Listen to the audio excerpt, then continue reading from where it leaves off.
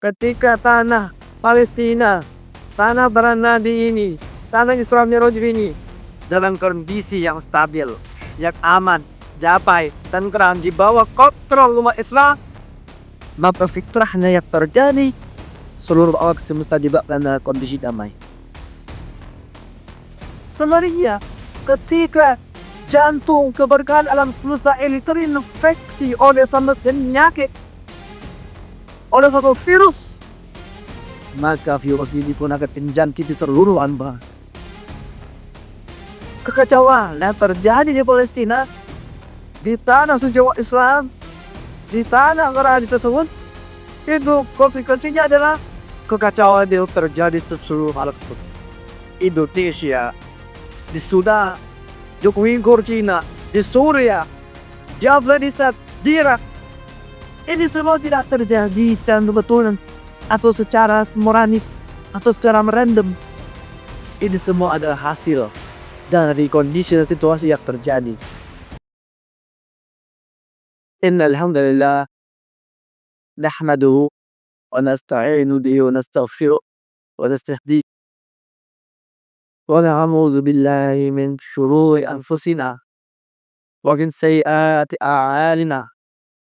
May yahdihillahu fahuwal muhtadi wa may yudlil fala hadiya lahu. Masya Allah, kan la ala misyakan yakun la hawla wa la quwwata illa billah.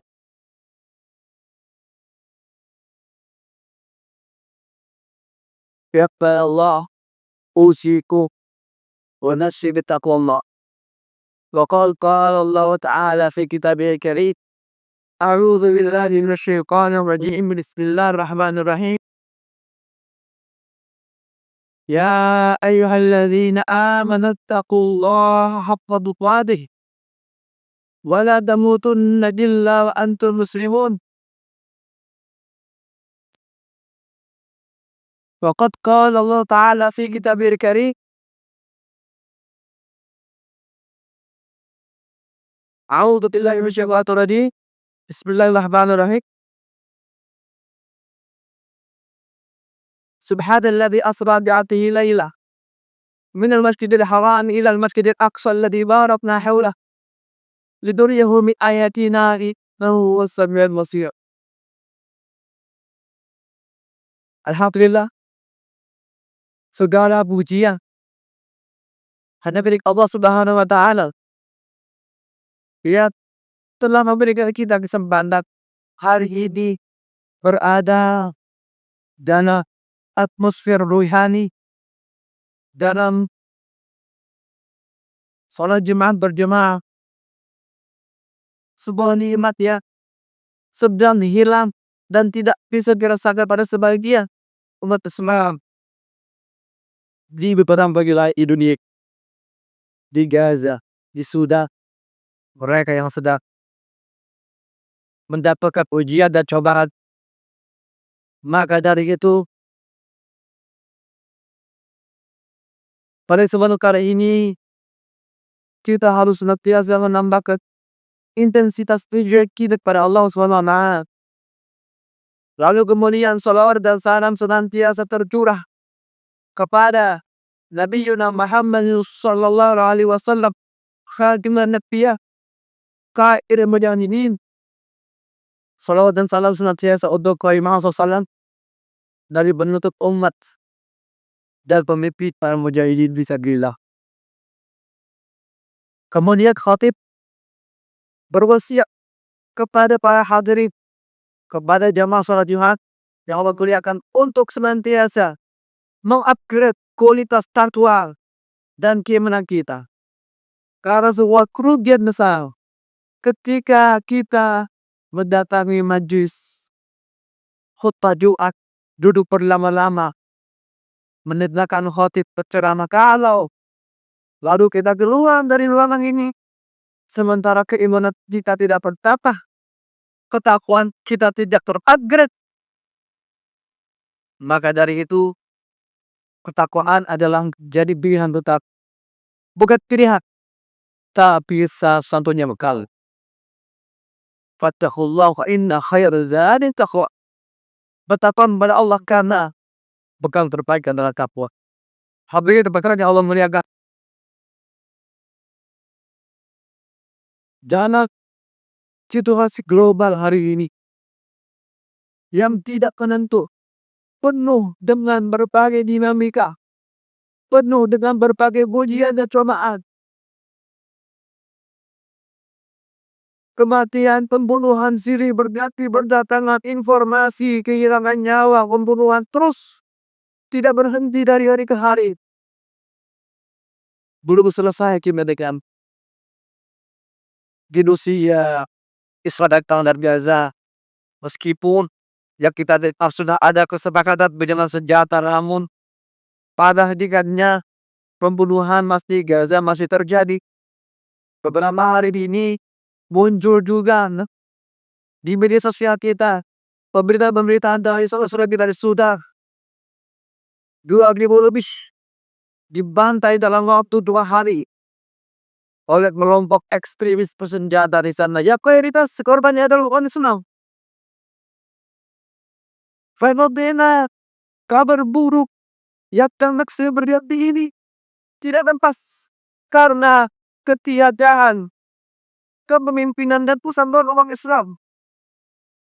Yang mana kita semua tahu bahwa umat Islam, bahwa Islam hadirkan di muka bumi ini bukan untuk menjadi pengikut, tapi menjadi pemimpin, menjadi pionir, mengambil alih komando. Mana ketika komando dunia bukan berada di tangan kaum muslimin, inilah yang terjadi.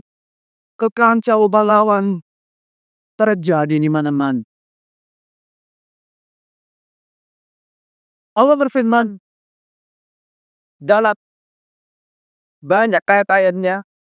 Dalam kesempatan hari ini saya akan membahas 2 ayat yang menjelaskan tentang pentingnya kita mengembalikan tampung kepemimpinan dunia kepada umat Islam. Dan yang lebih spesifik lagi, bahwa umat Islam harus memimpin dunia dari satu tanah yang sudah Allah desain, satu negeri yang sudah Allah desain, bahwa negeri itu harus menjadi pusat kepemimpinan umat Islam, karena negeri itu adalah jantung keberkahan alam semesta. Dalam surah Allah berfirman, A'udzubillahi minasyaitonirrajim. Bismillahirrahmanirrahim.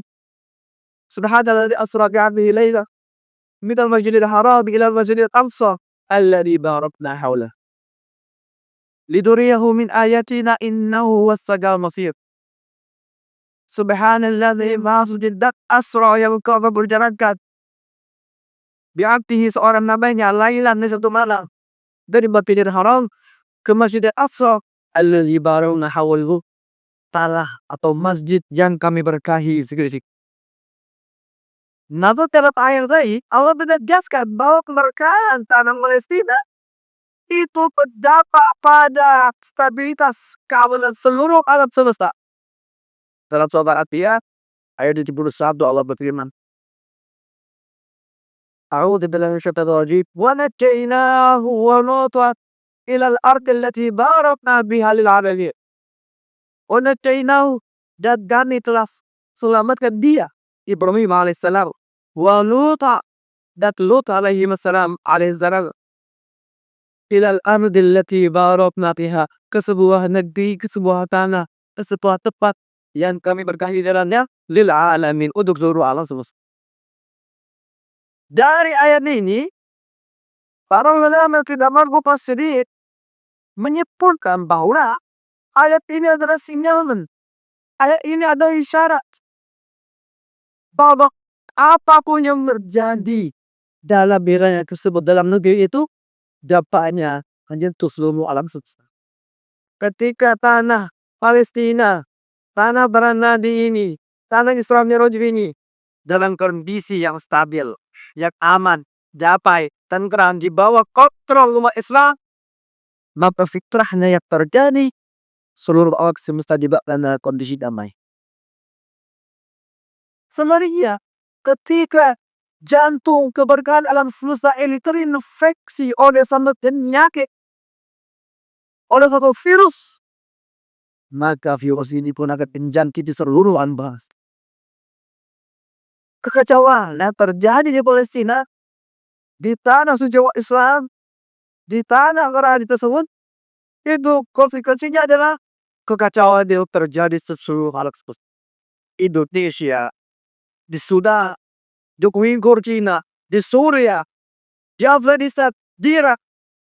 Ini semua tidak terjadi secara kebetulan atau secara sporadis atau secara random.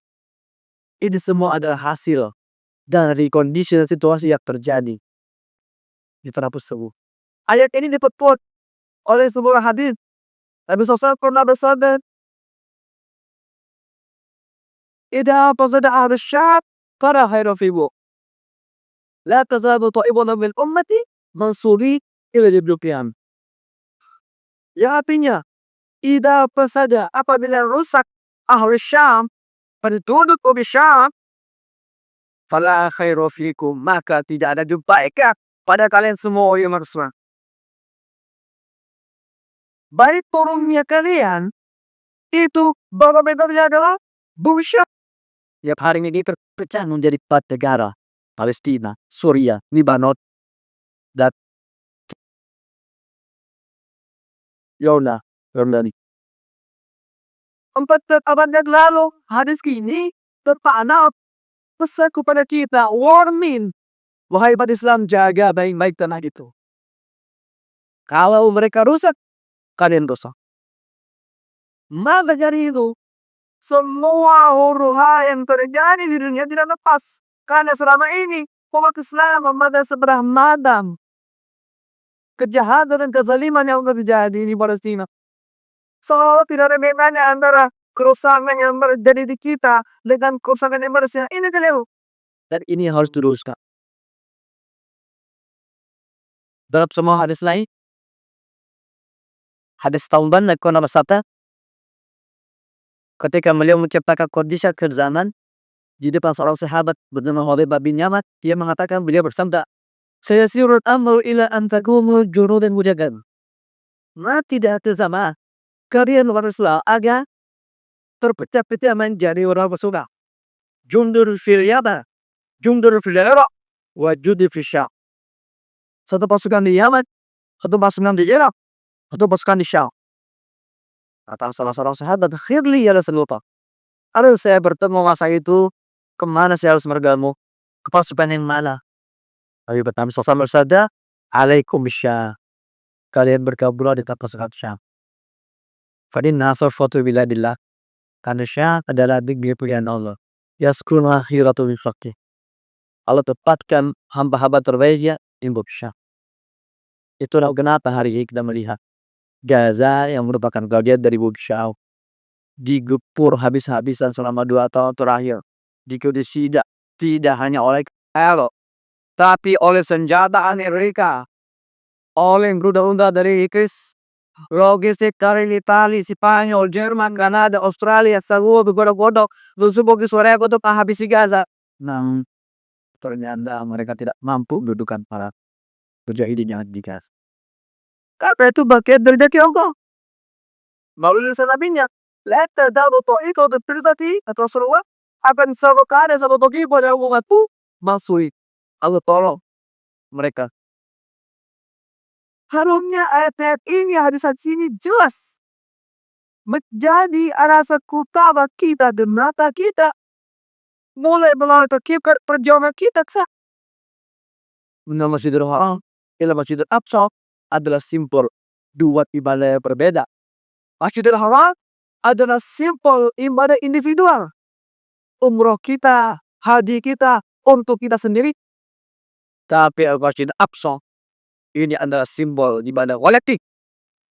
Perjuangan kita, pembebasan Masjidil Aqsa, dampaknya akan menyebar ke seluruh dunia.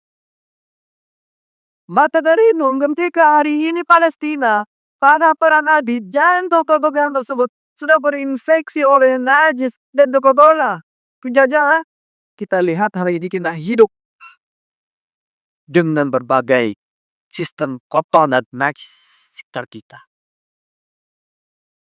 Sistem pemerintahan yang tidak persis, korupsi di mana-mana, kecurangan di mana-mana, sistem perbankan yang penuh dengan riba, yang kotor dan najis, sistem pendidikan yang merusak moral dan meta tanah kita, sistem masyarakat sosial yang hancur lebur. Ini semua karena jantung keberagaman tersebut sedang terinfeksi oleh kios penangkap penjajahan Zion. Maka dari itu, tidak pilihan kalau kita ingin mengembalikan kesejahteraan, keamanan, ketentraman, stabilitas dunia termasuk Indonesia. Sebab utamanya adalah kita berbondong-bondong menggabungkan kekuatan untuk mengangkat sumbatan tersebut agar keberkahan itu kembali mengalir pada tempat. Menjaga seluruh alam semesta. Hadir jamaah pelajar 2 tahun genosida yang terjadi di Gaza memperlihatkan betapa lemahnya Maxwell, betapa kita selama nilai, betapa kita selama ini tertidur. Sementara Israel mereka menjajah Palestina dengan konsisten 77 tahun dan tidak satu hari pun, tanpa melihat satu hari pun. Namun umat Islam melihat masalah Palestina dari kacamata bencana musiman. Kita nangis berjamaah 4 tahun sekali. Donasi untuk Palestina 2 tahun sekali. Kalau kita ingat, kita bergerak. Kalau viral, baru kita semua menangis berjamaah. Ini sebab berusaha iman. Maka dari itu, terjadinya genosida yang menunggu 70.000 nyawa selama 2 tahun terakhir di Gaza. Umat Islam kita juga berkontribusi dalam peristiwa tersebut. Kita lah yang sedang tidak sadar membentangkan karpet merah pada Paris, sehingga mereka untuk kali ini berani melakukan genosida secara langsung, live streaming yang bisa ditonton oleh miliaran masyarakat. Karena kita selama ini menunjukkan gestur, menunjukkan ketidakkonsistenan. Tahun 2008 terjadi kepur, kita semua nangis berjamaah, kita semua teriak berjamaah, terus berjamaah, namun tidak lama. Seminggu dan minggu produk. 2014 gak ada 30 lagi agar simil. Kita menangis berjamaah lagi. Kami tidak lama. Terus berulang kodanya, sampai lakanya tiba pada sebuah kesimpulan. Umat Islam sedang memberikan kita atas hijau. Kali ini kita habisi dia. Tofan Aqsa, Badai Aqsa, operasi serangan para pejuang Gaza sangat terjatuh. Tujuan utamanya adalah membangunkan kita yang tetap tidur, menyatakan kita yang lalai, menyatukan kita yang selama itu pecah-pecah. Kalau tadi puluhan ribu nyawa yang gugur di Gaza tidak mampu mengangkat kita setelah ini. Kalau Aqsa berdipu yang terluka di Gaza tidak mampu membuat kita terbuka matanya oleh hari ini, tidak membuat kita bersatu, maka apalah yang kelak coba kita dan memaukan kita dari tidur panjang kita yang selama ini kita lakukan karena terlena oleh dunia. Masyarakat bumi sedang juga yang Allah muliakan. Maka dari itu, mari mulai hari ini kita melihat isu Palestina tidak hanya dari kacamata manusia yang semata atau kacamata konflik politik yang sempit, namun dari itu isu Palestina adalah isu harga diri kita, buta kita. Ada Masjidil Aqsa di situ, masjid yang dititipkan oleh Nabi SAW kepada kita untuk dijaga, dirawat.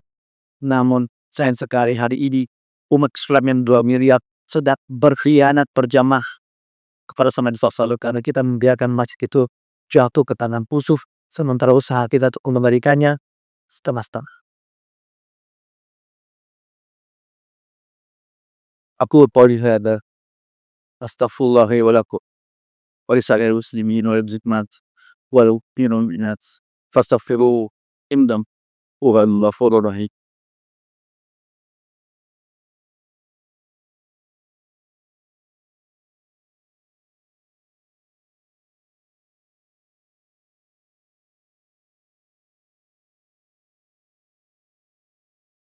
Alhamdulillah Alhamdulillahi wa kafa. Wassalatu wassalamu ala nabil Mustafa. Wa ala alihi wa ashabihi wa man tabi'ahu bi ihsanin ila yaumil qiyamah. اللهم صل على محمد وعلى آل محمد كما صليت على إبراهيم وعلى آل إبراهيم إنك حميد مجيد. يا عباد الله اتقوا الله وكونوا مع الصادقين. Para hadirin yang Allah muliakan. Dalam subtah kedua ini, saya menyatakan kepada kita semua bahwa kewajiban kita terhadap pembebasan Masjidil Aqsa bukanlah proyek musiman.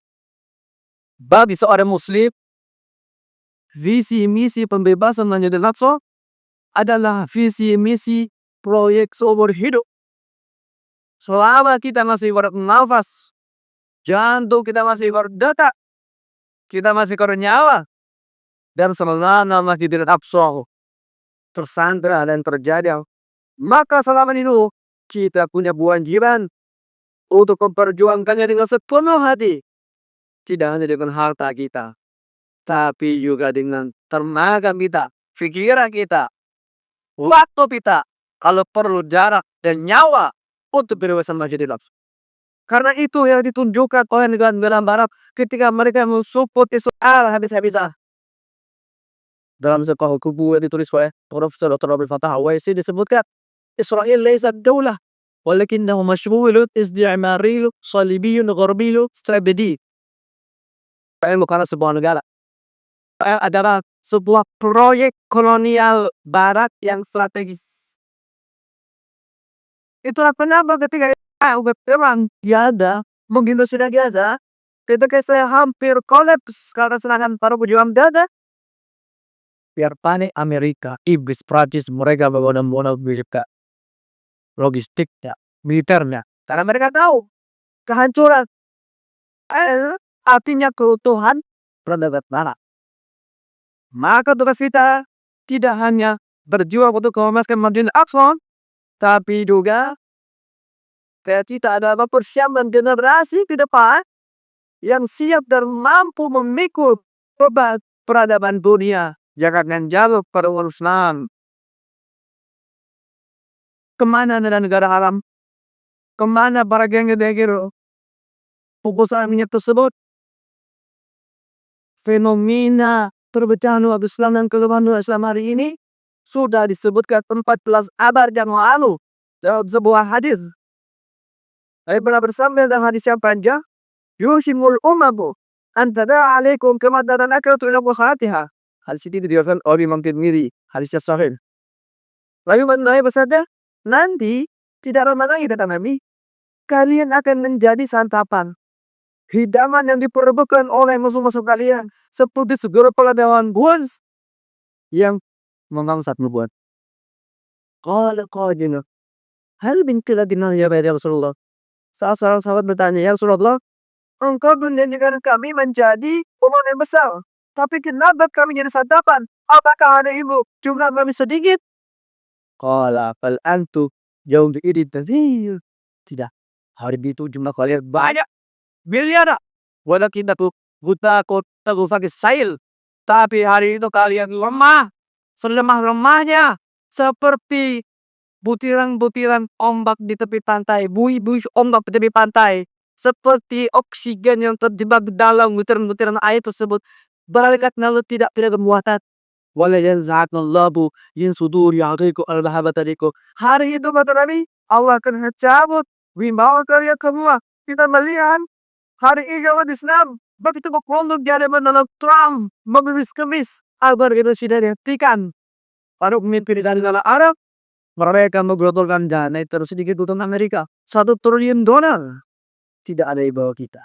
Dan kata Nabi hari itu, walayat kinifannallahu di fulut pegawai. Hari itu Allah akan meletakkan satu penyakit, satu virus dalam jiwa-jiwa kalian. Nomor warna. Kata kena tahu surat sahadat. Apa wajah Rasulullah? Apa itu wajah Rasulullah? Kalau hembutinya bakarahiyatul maut, cerita dunia dan benci kematian. Bukan takut kematian. Takut bahasa Arabnya khauf, khasyah, ghulab. Tapi karahiyatul maut artinya adalah benci kematian. Ini adalah dua sifat orang Yahudi yang sekarang sedang menjangkiti di hati kita. Keputu dia, cinta dunia, dalam bahasa sederhananya, pelit. Wa karajatul maut, dan benci kematian, bahasa sederhananya adalah pengecut, pelit, dan pengecut. Namun, jangan gunakan hadis ini untuk berdiagnosa yang jauh di sana. Sila gunakan hadis ini untuk mendiagnosa kita. Jangan harap kita ya ini pelit untuk manusia. Pelit bukan berarti nggak ngasih. Pelit kita ngasih, namun berituai tolong sara untuk mentraktir keluarga, untuk mentraktir kolega. Mudah sekali kita menontonkan puluhan juta. Tapi untuk Palestina berat. Untuk jihad berbesar masyarakat terasa berat sama Mesir kita. Jangan-jangan kita yang selama ini terkena penyakit tua. Kebutuhannya Fakarajatul maut. Ibadallah.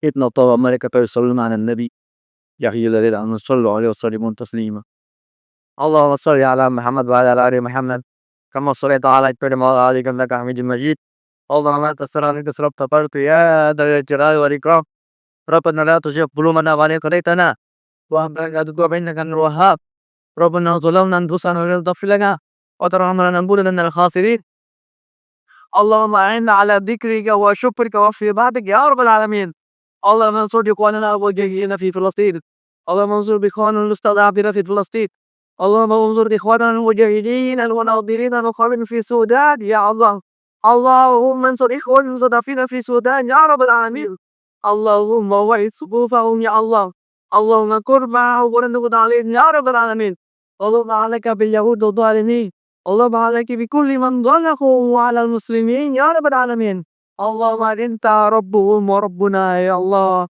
اللهم أنت ناصر عليهم يا رب العالمين اللهم يا الله bantu Rasul Nabi dimanapun berada ya Allah. Bantu para mujahidin di Palestina ya Rabbal Alamin. Bantu para mujahidin di Sudan ya Rabbal Alamin. Ya Allah, buatkanlah umat Islam di berbagai belahan dunia ya Allah. Mereka yang wafat berikan makan ya Allah. Mereka yang tersiksa kuatkan ya Allah. Mereka yang terluka sakit disembuhkan ya Rabbal Alamin. Ya Allah, berikanlah kesabaran kepada mereka semua ya Rabbal Alamin ya Allah. Allah panak ya kalian zalimin ya Allah. Kami serahkan dia daripada ya Allah.